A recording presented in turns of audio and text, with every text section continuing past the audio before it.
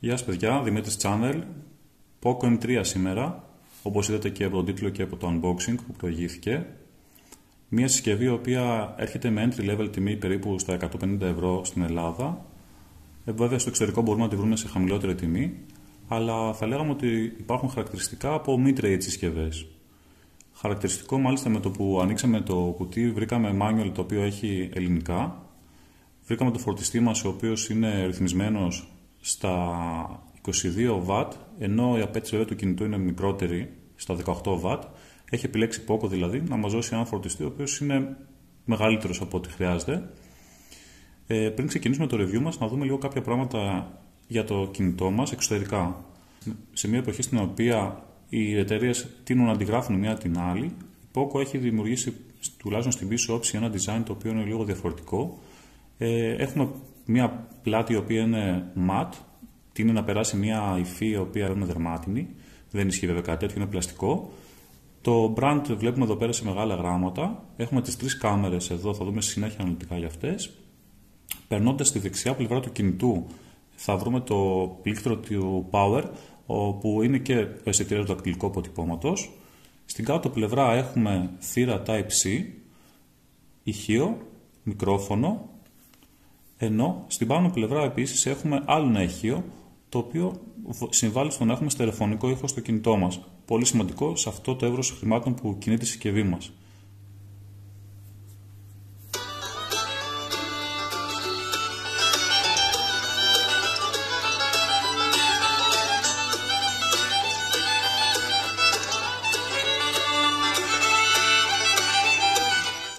Θύρα υπερρύθμου στα αριστερά, οπότε μπορούμε να χρησιμοποιήσουμε το κινητό μας σαν τηλεχειριστήριο. Θύρα για ακουστικά 3,5. Πολλές εταιρείες τείνουν να το καταργήσουν αυτό, άρα είναι για την Poco όπου μας το δίνει. Και εδώ πέρα έχουμε ένα ακυρωτικό μικροφόνο. Την αριστερή πλευρά του κινητού μας έχουμε τη θικούλα εδώ πέρα που βάζουμε τις δύο SIM, και ένα σημαντικό πλεονέκτημα μας δίνει η Poco είναι ότι έχουμε και την κάρτα μνήμης στην ίδια θήκη. Σε άλλες εταιρείες παρατηρούμε ότι μπορούμε να βάλουμε μία κάρτα SIM και την κάρτα μνήμης. Δεν μπορούμε να βάλουμε δηλαδή και δύο SIM και μία κάρτα μνήμης. Βέβαια στη συγκεκριμένη συσκευή δίνει τον 128 GB ROM σε πάρα πολύ μικρή διαφορά τιμής. Μεγάλο συν επίσης είναι ότι η Poco μας δίνει και μία θήκη σιλικόνης, η οποία βλέπουμε ότι στο κάτω μέρος έχει μία ξεχωριστή σφράγιση της θύρας Type-C, και προσέξτε αυτό.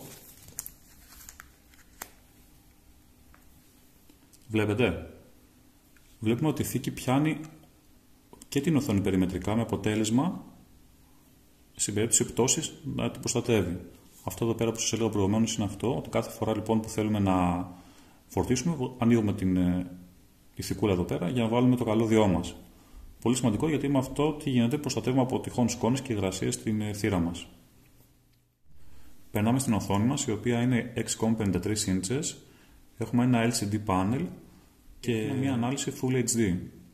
Η προστασία της οθόνης που έρχεται είναι Corning Gorilla Glass 3, οπότε γι' αυτό η ίδια η Poco, αν προσέξουμε, μας δίνει μια προστατευτική μεμβράνη, η οποία προτείνω να αντικατασταθεί με ένα Tempered Glass στο μέλλον. Η οθόνη μας έρχεται με πιστοποίηση χαμηλού μπλε φωτισμού από την TIV Reynolds. Αυτό τι σημαίνει? Ότι είναι λίγο πιο ξεκούραστη η οθόνη μας στα μάτια μας. Όπως είπαμε και στην αρχή, ο αισθητήρας δακτυλικού αποτυπώματος βρίσκεται στη δεξιά πλευρά, κάτι το οποίο το καθιστά αρκετά εργονομικό για τους δεξιόχειρες, όμως για τους αριστερόχειρες είναι αρκετά δύσκολο το να χρησιμοποιήσουν τον αισθητήρα. Θα λέγαμε ότι ανταποκρίνεται σχετικά γρήγορα, όχι ακαρέα, αλλά δεν είναι και κουραστικό. Αυτό που έρχεται στη συσκευή μας είναι ένας Snapdragon 662 της Qualcomm. Δεν θα λέγαμε ότι βάζει φωτιά στη συσκευή μας, αλλά για την καθημερινή μας χρήση και για χρήση όπως είναι τα social media και σερφάρισμα ανταποκρίνεται τέλεια. Θα δούμε στη συνέχεια ότι και σε παιχνίδια μπορεί να ανταποκριθεί αρκετά καλά. Βέβαια, για να είμαστε ακόμα πιο αντικειμενικοί, θα λέγαμε ότι σε παιχνίδια με ψηλές απαιτήσεις θα χρειαστεί να ρίξουμε την ανάλυση τους, έτσι ώστε να παίζει στο κινητό μας πιο άμεσα. Όπως είπαμε και στην αρχή του βίντεο, η συσκευή μας έχει 4 GB RAM, τα οποία είναι άκρως ικανοποιητικά για καθημερινή χρήση. Για τον επεξεργαστή μας θα δούμε λοιπόν επίσης κάποια μικρά κολλήματα όταν θέλω να δουλέψω multitasking, και όπως όταν θέλω να ανοίξω μερικές φορές κάποια εφαρμογή, βλέπουμε ότι υπάρχει μια μικρή καθυστέρηση στο άνοιγμα αυτής. Δεν είναι τόσο κουραστικό, ίσως μπορεί να ρυθμιστεί μέσα από το Developer Options. Όπως βλέπουμε πίσω έχουμε 3 κάμερες και το flash μας προφανώς. Η κύρια κάμερά μας, η μεσαία λοιπόν, είναι των 48 MP. Σε καθημερινή χρήση όπως και για social media αποδεικνύεται ικανοποιητική. Θα κάνει τη δουλειά μας πάρα πολύ καλά. Η πάνω κάμερα είναι macro κάμερα, είναι ανάλυση 2 MP και θα τη χρησιμοποιήσουμε όταν θέλουμε να πάρουμε κάποια φωτογραφία από πάρα πολύ κοντινά αντικείμενα, π.χ. ένα λουλούδι, οτιδήποτε είναι αυτό. Και τέλος, η κάτω κάμερα είναι στην ουσία ένας αισθητήρας βάθους που μας βοηθάει να έχουμε το θολωμένο φόντο σε κάποιες φωτογραφίες που επιλέγουμε, η οποία προφανώς δεν λειτουργεί αυτόνομα, λειτουργεί σε συνδυασμό με την κύρια κάμερα. Επίσης η κάμερά μας, όπως βλέπουμε, έχει το χαρακτηριστικό AI, δηλαδή την τεχνητή νοημοσύνη, προκειμένου να αντιλαμβάνει την κάμερά μας τι είναι αυτό που φωτογραφίζει, έτσι ώστε να προσαρμόζει αντίστοιχα τον φωτισμό μας και γενικότερα οποιασδήποτε ρυθμίσεις είναι αυτές που χρειάζεται. Υπάρχει το HDR mode, επίσης υπάρχει η κλασική αναζήτηση λοιπόν, έτσι ώστε να βρούμε ένα αντικείμενο και να κάνει αναζήτηση στο Google. Για παράδειγμα, μπορώ να βάλω φωτογραφία αυτό και βλέπουμε ότι κάνει αναζήτηση για το Xiaomi Poco M3. Περνώντας τα υπόλοιπα ωραία στοιχεία της κάμεράς μας, βλέπουμε ότι υπάρχει το Night Mode, το οποίο θα βοηθήσει πάρα πολύ σημαντικά μια φωτογραφία σε χαμηλού επίπεδου φωτισμού. Τέλος, θα ήθελα να εστιάσουμε σε κάποια αρνητικά στοιχεία της συσκευής μας. Ένα από αυτά είναι ότι δεν υπάρχει notification LED ειδοποίησεων δηλαδή. Θα μπορούσε η Poco έστω ένα μικρό λεντάκι κάπου να το βάλει, και έτσι ώστε να μην κάθε φορά ανοίγουμε τη συσκευή μας για να δούμε αν υπάρχει κάποια ειδοποίηση. Βέβαια, αυτό μπορεί να διορθωθεί με κάποιο θέμα ίσως. Ακόμη φωτεινότητα σε συνθήκες που έχουμε πάρα πολύ φωτισμό, όπως είναι δηλαδή στον ήλιο, αποδεικνύεται ότι είναι επαρκής προς μη ικανοποιητική. Όταν θέλουμε να τραβήξουμε κάποιο βίντεο, θα παρατηρήσουμε ότι δεν υπάρχει κάποιος σταθεροποιητής, με αποτέλεσμα η εικόνα μας, όταν υπάρχει κίνηση, να βγαίνει λίγο ασταθής.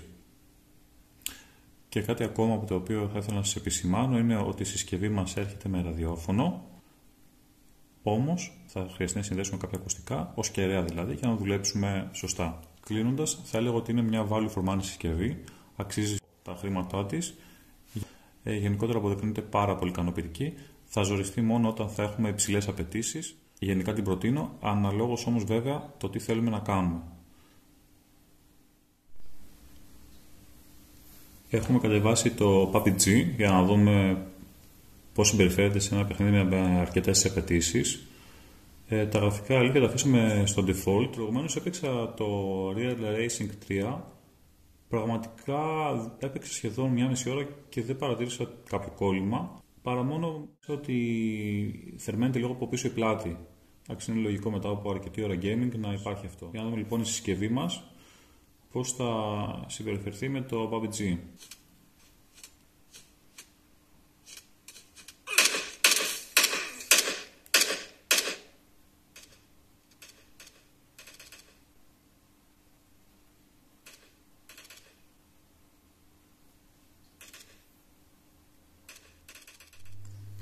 Αφού παίξαμε παιδιά και λίγο PUBG, ένα παιχνίδι το οποίο είναι αρκετά δημοφιλές στις μέρες μας, παρατηρήσαμε ότι κάποια ψιλοκολλήματα υπάρχουν. Εντάξει, είναι απολύτως λογικό. Αυτό το παιχνίδι έχει πιο πολλές απαιτήσεις.